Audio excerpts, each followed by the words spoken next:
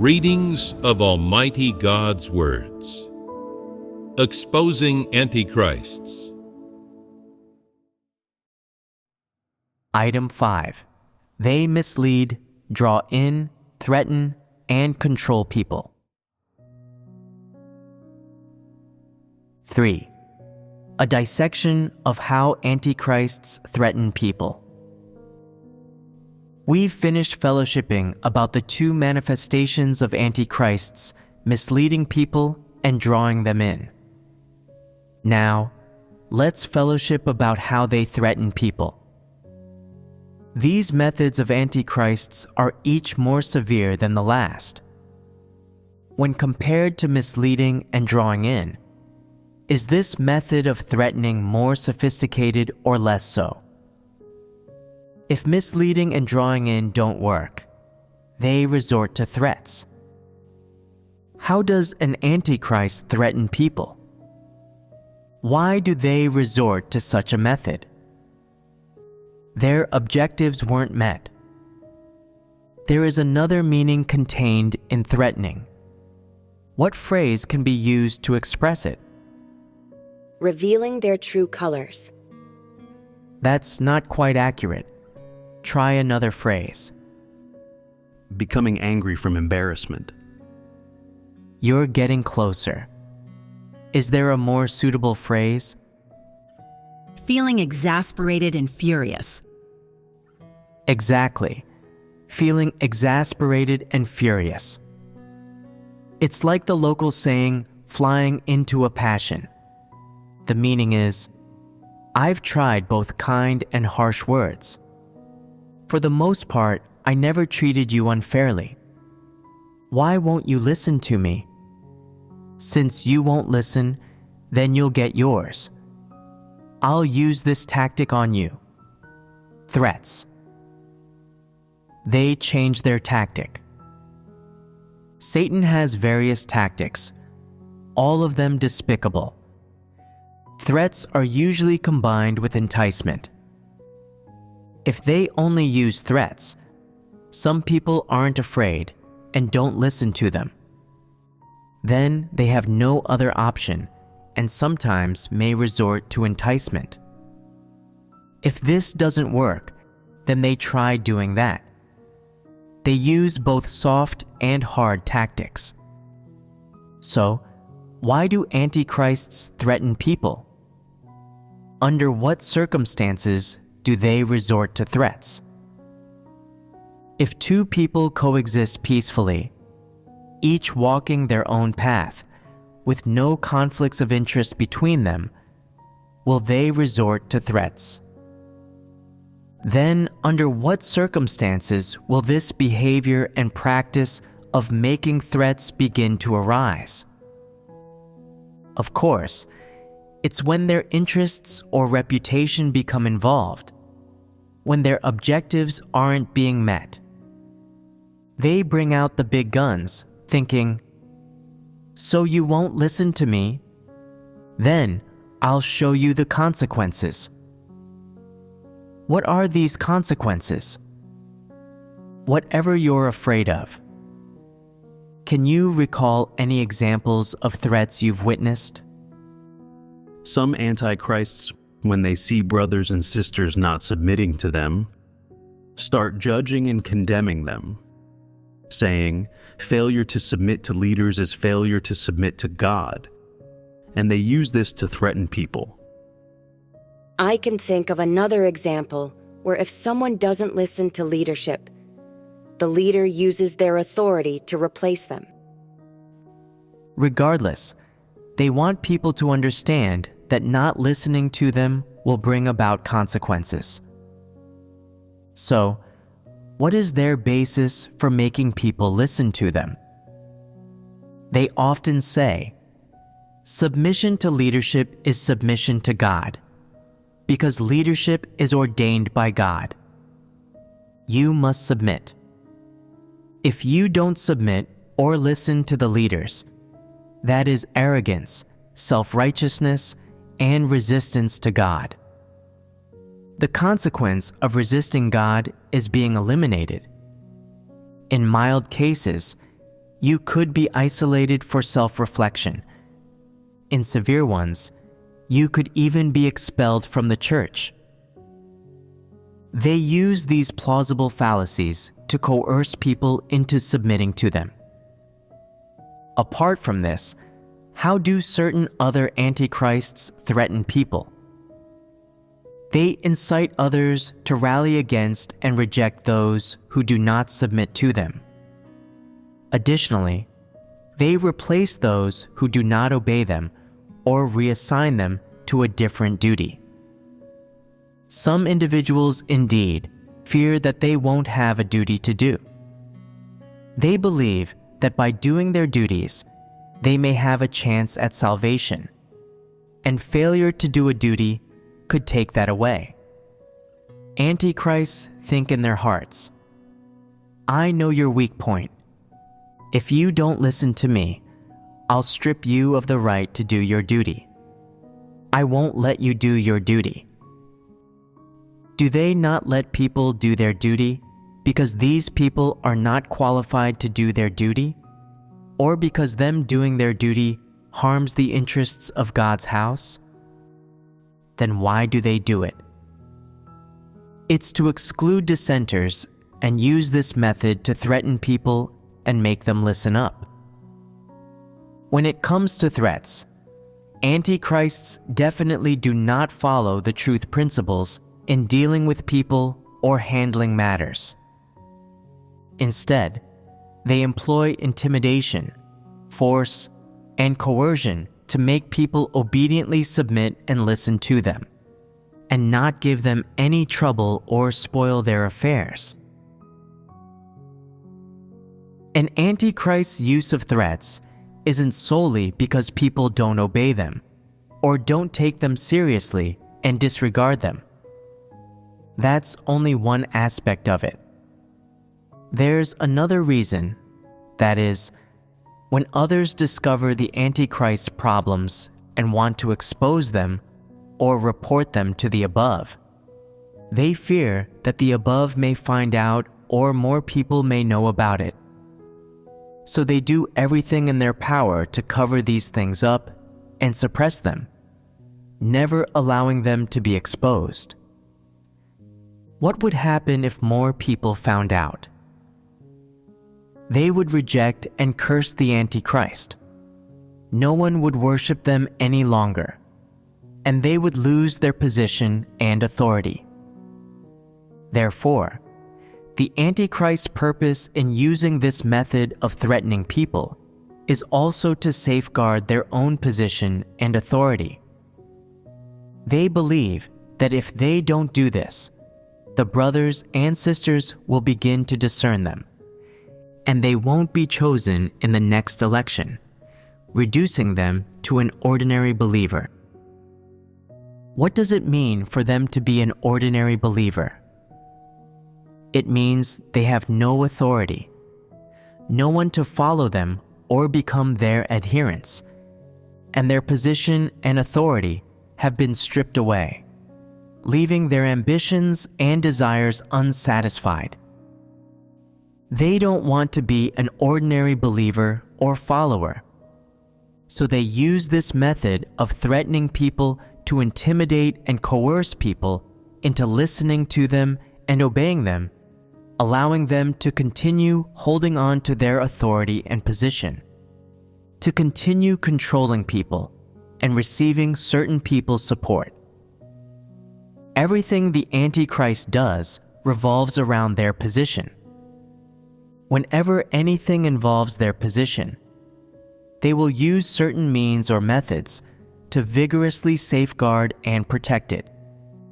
Even when the above asks some of them about certain matters, they are able to brazenly lie to their face. For example, when questioned by the above about how many people the church gained by spreading the gospel this month, even if the Antichrist knows that it gained no one, they might lie and say 5 people were gained. When brothers and sisters who know the truth confront the Antichrist, saying, "Those 5 people were just investigating," Why did you say we gained 5 people? You should tell the truth to the above. What does the Antichrist say? Why can't we have gained 5? I said 5 people, so it's 5. Your opinion doesn't count. If we say we didn't gain a single person, how would I explain that to the above? If you want to report it, go ahead. But if you tell the truth, the above might prune you. They might dismiss all of you who are involved in spreading the gospel, or even disband the gospel team. Then you won't be able to do your duties, and I won't be to blame for it. When this person hears this, they become dumbfounded and dare not report it. Is this not a threat? It's a blatant threat, thus openly delivered. When some people hear this, they think, being an honest person has consequences. If I'm honest, I won't be able to do my duty, so I won't report it. We must report 5 people. Some people become uneasy in their hearts, saying, if we didn't gain anyone, then that's just how it is. We should submit to however the above chooses to handle us. What is the Antichrist's viewpoint upon hearing this? Submission? It depends on the situation. Does the above know about the difficulties we face in spreading the gospel now?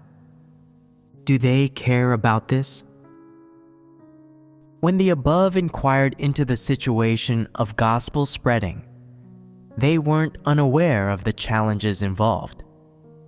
They knew how many people can be gained at the very least each month, and they never said that if the gospel team doesn't gain anyone in a month, they will be disbanded.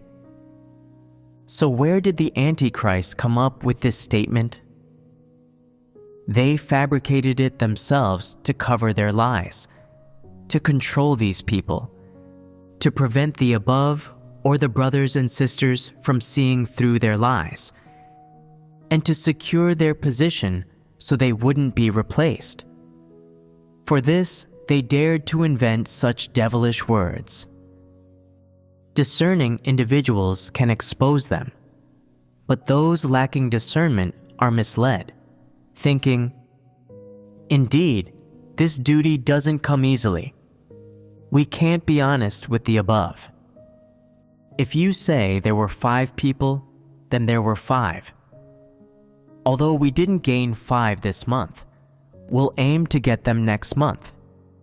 After all, if we gain them next month, then it won't be a lie. The Antichrist engages in trickery, and those lacking in discernment engage in it along with them. They are a group of tricksters. What is the goal for an Antichrist to threaten people? It is to make them obey and listen to them. They lie and commit evil, control the church, mislead people, conduct work without adhering to principles or the work arrangements. And no matter how recklessly they behave, they don't allow the brothers and sisters to expose or report them to the above. Once they discover someone planning to report them to the above, that's when they resort to threats. How do they threaten that person? They say, "We're working down below, and the work is difficult. We even face the risk of being arrested by the Great Red Dragon." The above always demands that our practice adhere to the work arrangements. We endure so much suffering and take on so much risk in spreading the gospel. When the results are poor, you still wish to report them to the above. After you make your report, they will prune you. I'm not afraid of being replaced as a leader after they prune you. I'm afraid you won't have a duty to do anymore. If you don't have a duty to do any longer, don't blame me. It sounds so reasonable.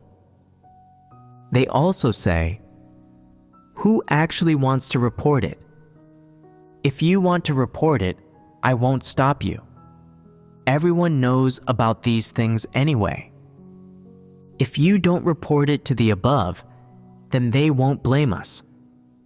If you do report it, then we will be pruned. You can choose for yourselves. If you want to report it to the above, then go ahead. Now, whoever wants to report it, raise your hand. When everyone hears this tone of theirs, they start contemplating, am I actually allowed to report this or not? After contemplating, some people raise their hands. The Antichrist sees this and thinks, you still want to report it? Aren't you asking for trouble? Fine, I won't forget you. Afterward, they start contemplating opportunities to punish this person. They find an excuse, saying, you haven't produced any results while doing your duties recently. Anyone who hasn't produced results while doing their duties for 3 months will have their right to do duties revoked. If their performance doesn't improve, they'll be isolated. If they still don't repent, then they'll be cleared out or expelled. Does that fool, that coward, still dare report it? Upon hearing this, they think, I'm not reporting this for my own sake. What's the point of my reporting it? If I report it and then I'm subdued and suffer retaliation from the leader, and if my brothers and sisters reject me, I'll be isolated within the church. It's more important for me to listen to the leader. I don't even know where God is. Can He care about my life and death? So they don't report it anymore.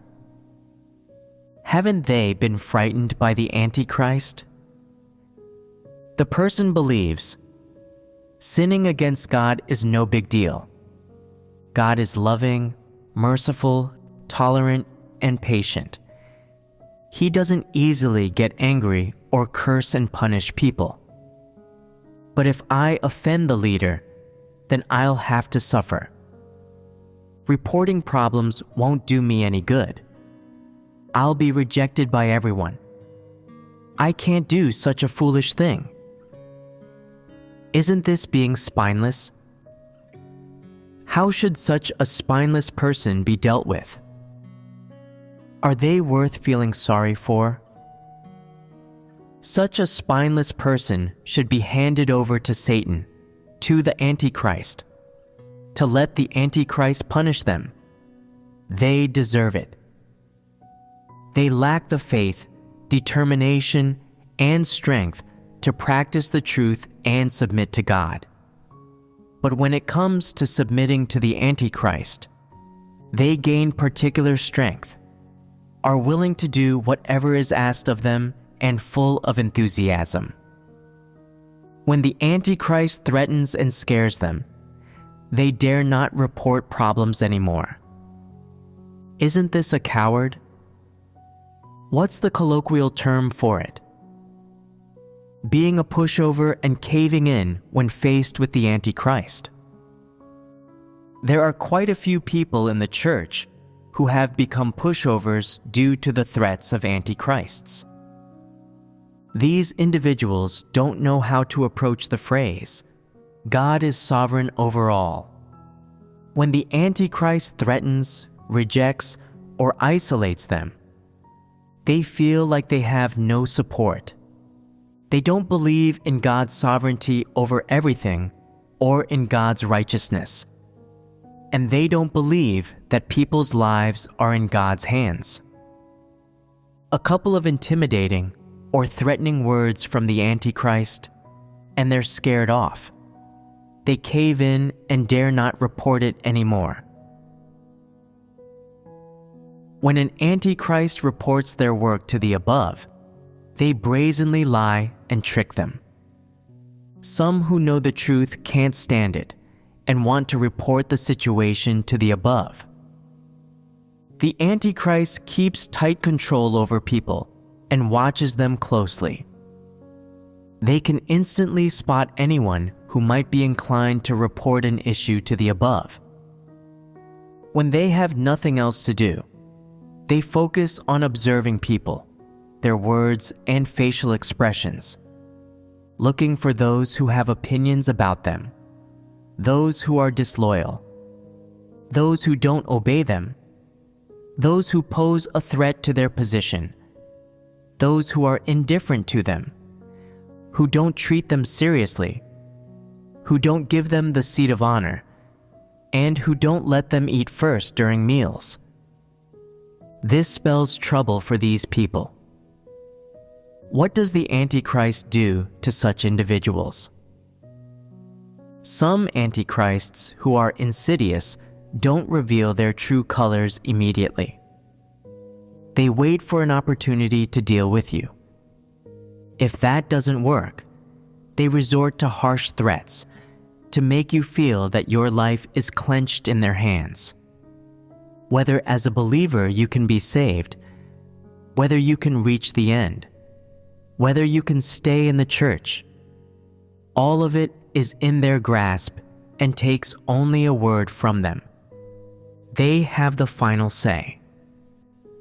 If you don't listen, don't obey their control, don't take them seriously, and keep trying to report their issues, then you're going to suffer. They'll start planning how to punish you. How does the Antichrist view the behavior of brothers and sisters reporting their issues to the above? As tattling. Exactly. They don't see it as reporting a situation. They see it as tattling. What does tattling mean?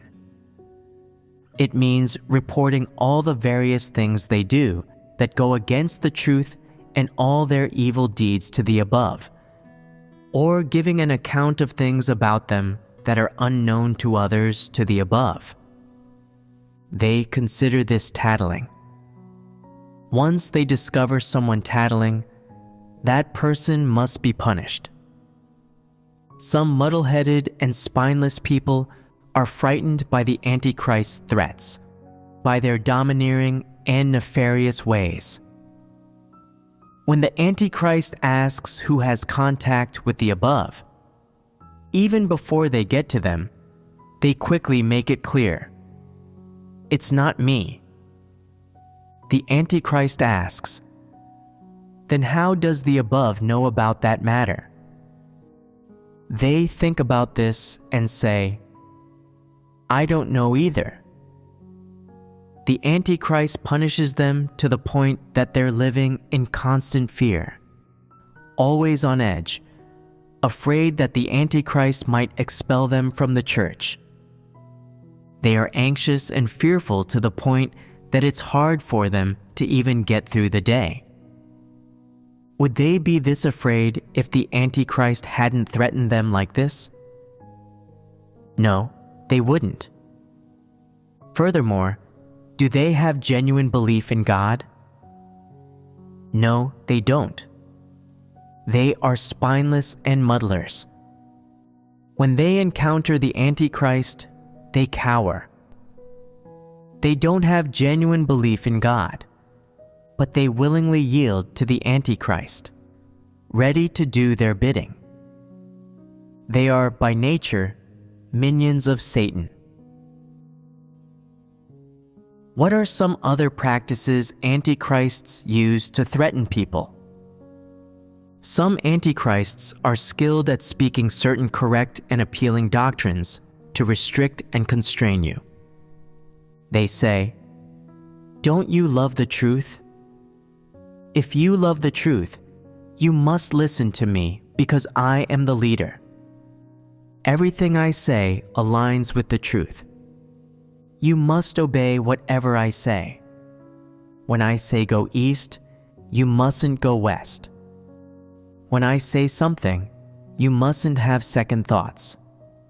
You mustn't have any opinions or meddle blindly. What I say is the truth. If you don't listen to them, they might hate or condemn you. What kind of condemnation? They'll say, "You're not really someone who loves the truth." If you actually love the truth, then as the leader, my words are correct. Why wouldn't you listen to them? The Antichrists use these seemingly right theories and doctrines to control and restrict you.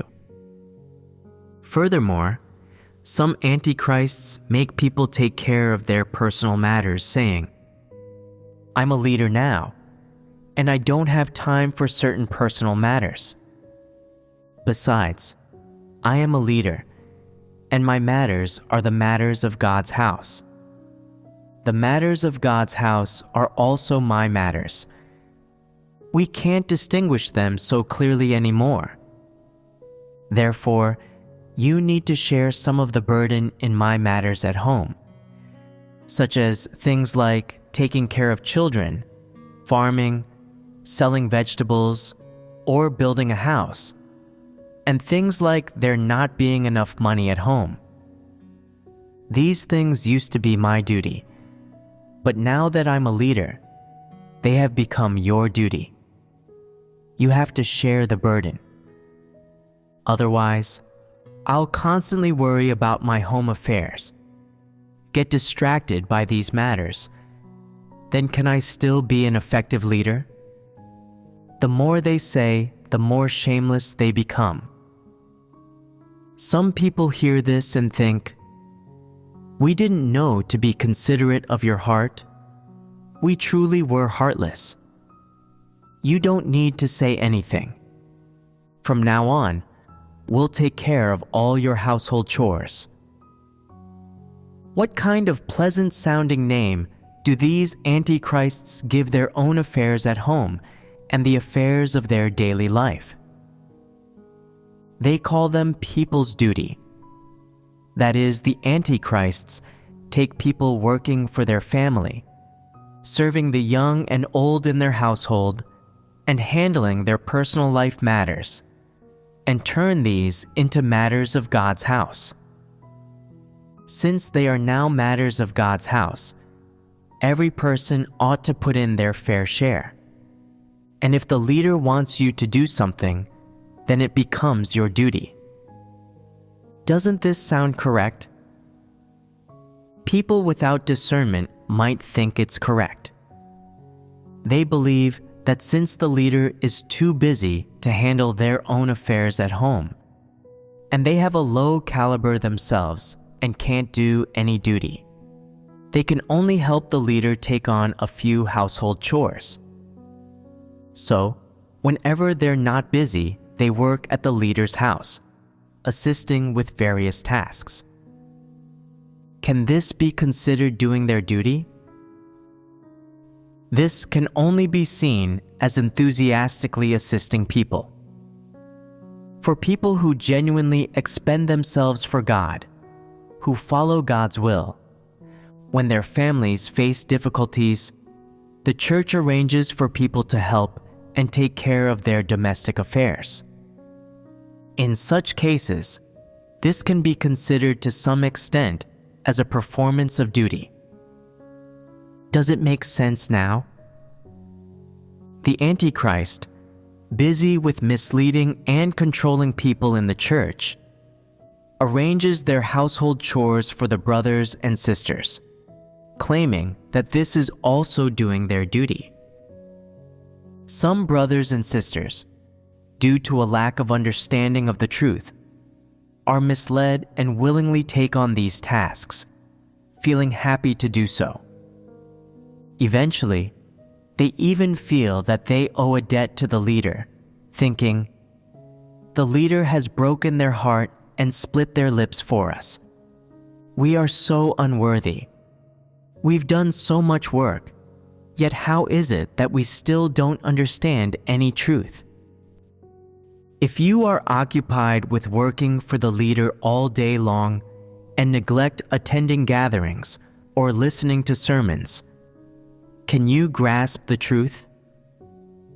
Absolutely impossible. This is ingratiating yourself to the point of death. This is running after the Antichrist and straying onto a crooked path. The Antichrist often employs seemingly correct statements, packaging and processing them into correct speech, causing people to mistakenly believe that these words are indeed the truth, something they should follow and practice, and that they should accept these words. That way, people don't need to discern whether what the leader is doing is right or wrong, or whether what they are following is right or wrong. Is this not the case? This is called misleading, and it's also threatening people. The Antichrist uses these seemingly correct theories and statements to control these people. To what extent do they control them?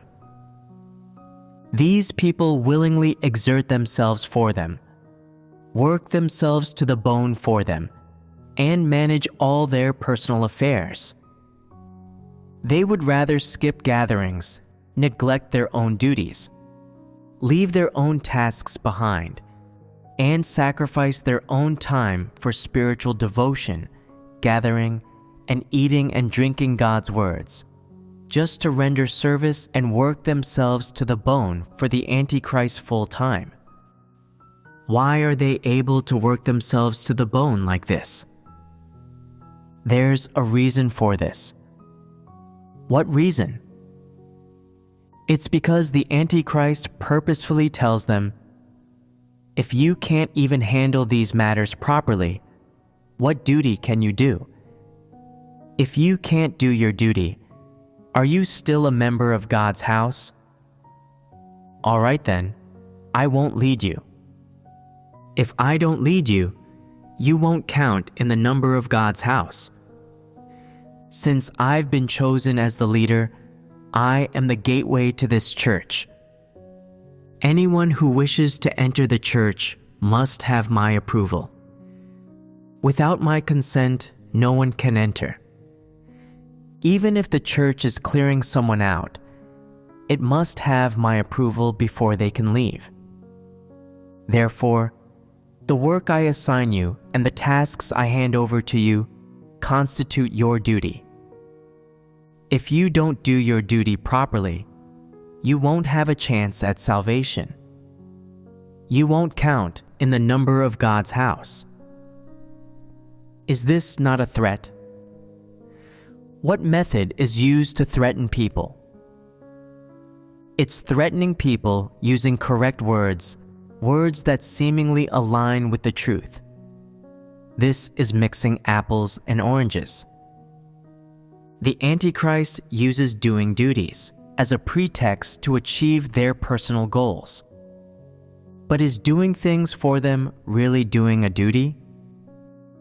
They twist it to make it seem like it's a duty people should do, and then use the principle and standards of doing duty to demand that brothers and sisters work themselves to the bone for them.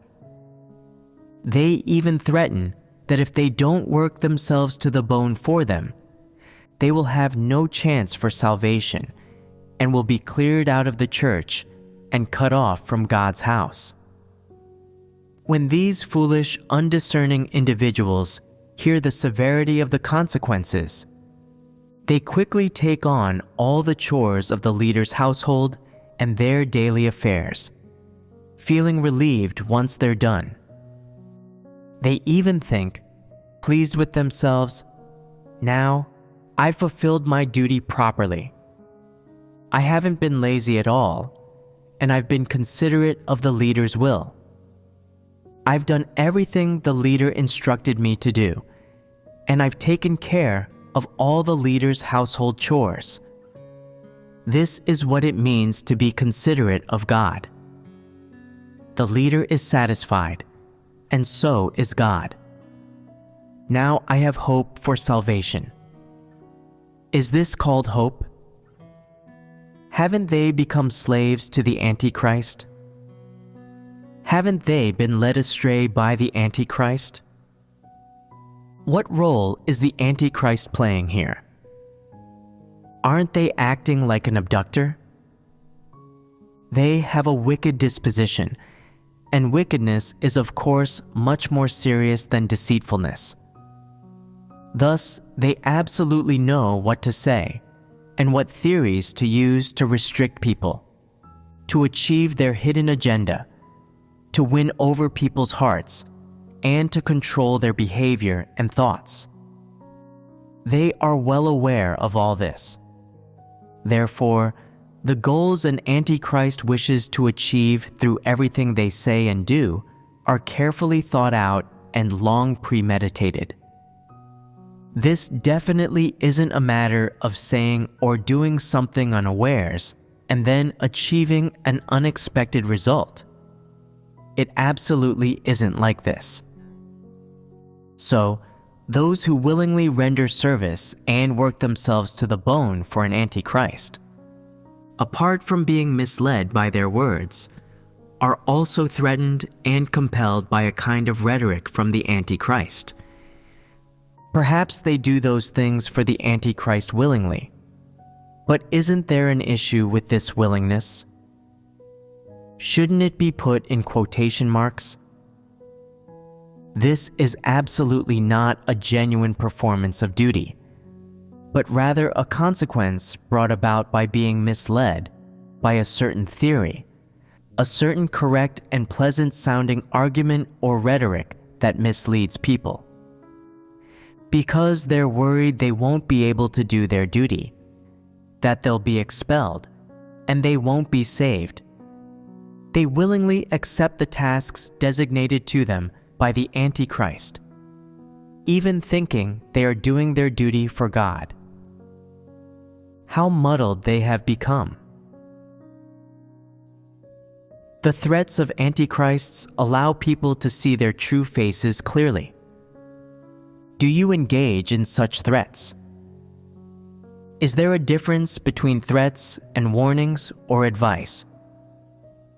Can you discern this or not? Where is the distinction? Find this distinction, and you will understand and be able to discern. The intentions are different. The intentions and motives certainly differ. So, where exactly is the difference? What is a threat? A threat involves words that may sound good and correct, and people don't feel overly upset when they hear them, but their purpose is personal gain. On the other hand, what is the purpose of advice and warnings? It is to help people, to prevent them from making mistakes, straying from the path or taking a detour, getting misled, and to help them reduce or prevent losses. The aim is not personal benefit, but purely to assist others. Isn't that the distinction? In this regard, you need to learn to discern.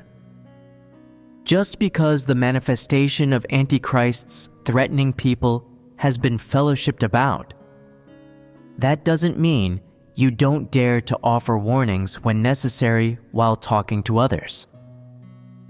When a warning is needed, you should issue it. Warnings and advice are not the same as threats. Warnings are genuinely aimed at helping people so they can do their duties properly, ensuring that the work of God's house isn't compromised. Their goal is legitimate. Threatening, on the other hand, has an illegitimate and hidden agenda. It involves personal ambition and selfish desire. For example, when the Antichrist makes others do their household chores, what is their selfish desire? They simply want to enjoy the benefits of status, making others do the dirty and exhausting work while they do nothing. Then, someone even has to serve them 3 meals a day. They believe that now that they hold a position, their enjoyment can begin. However, it's unjustified to directly tell people to do work for them. So the Antichrist creates a set of excuses, saying, "Now that I'm a leader, I'm very busy with my duties. If you have a burden and humanity, then you should learn to cooperate. What can you do? All you can do is exert yourselves, isn't it? There's no one to do the work in my vegetable garden at home, and you're not helping. If you help, it proves that you have a kind heart, and you're actually doing your duty by helping me with the work. I am your leader. Aren't my affairs yours as well? Aren't your affairs things you ought to be doing? And what you ought to be doing is your duty, isn't it?" When they place such a big responsibility on your shoulders, and you contemplate that what the leader says makes sense, you go and do the work for them. Isn't this falling for a scam? An Antichrist has their own goals, and before they can achieve those goals, they need to find appropriate excuses and theories to establish a pretext. Then, those who accept these theories go to work for them. They achieve their purpose, and then they can enjoy the benefits of status. Isn't this someone who makes a living off the church? That is indeed what it is. They are lazy and unwilling to work, wishing to enjoy physical comfort and the benefits of status. They play politics, and when they can't find suitable words, they extract reasonable and more easily accepted phrases from God's words and the doctrine they understand. They use these words to mislead and restrict those who do not grasp the truth and are foolish. In doing so, they accomplish their hidden objectives, making people willingly accept their manipulation.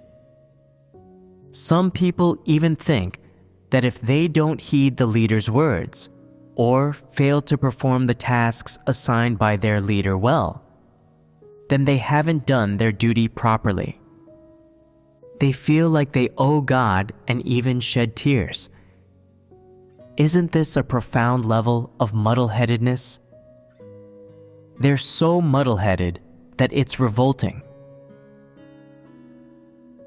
Antichrists often speak using threats to achieve their goals, but their threats sometimes come in the form of correct words and in a gentle manner, like a snake slowly wrapping itself around you. Once you're wrapped up, they're ready to ask for your life. Other times, their threats aren't gentle, but harsh and vicious, like a wolf seeing a sheep and revealing its vicious face. Their intention is to tell people, if you don't listen to me, you'll get what's coming to you, and if consequences arise, you will bear the responsibility yourself. What are the typical bargaining chips that antichrists use in their threats? They target people's destination, their duty, and even their position and going or staying within the church. Antichrists use these tactics, and of course others, to threaten individuals. However, their strategies generally fall into these two categories.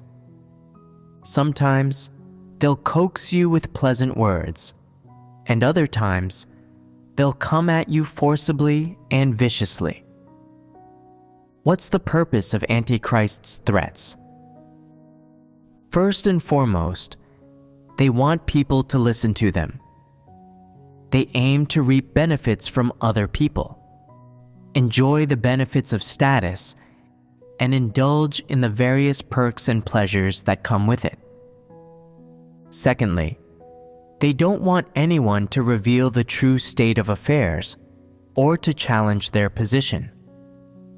They won't tolerate people doing anything that threatens their position. For example, if certain people want to report their situation to the higher-ups, or if some people discern them and want to unite the brothers and sisters to reject and remove them from office, antichrists will resort to threatening tactics. One aspect of the goal of making threats is in order to enjoy the many benefits that come with their position, and the other is to secure their position. These are precisely the two objectives antichrists have in threatening people. They both revolve around position. Where do all these various benefits come from? They also come from their position. Some antichrists say, "If you don't comply in this matter, you'll bear the consequences." If someone discerns them and won't listen to them, do they think of a way to handle it? They won't simply resign themselves to what may come. As long as there's an ounce of hope for them to preserve their position, they'll fight tooth and nail for it. Their eagerness for position surpasses that of most people. It's like a wolf seeing a sheep. Its mouth starts salivating even before it starts to eat. Its eyes take on a fierce gleam, and it contemplates eating it. This is the kind of craving it has. Isn't this its nature? Antichrist's craving for position is akin to a wolf's craving for a sheep, a need within their malicious nature. Therefore, their threats toward others are indispensable.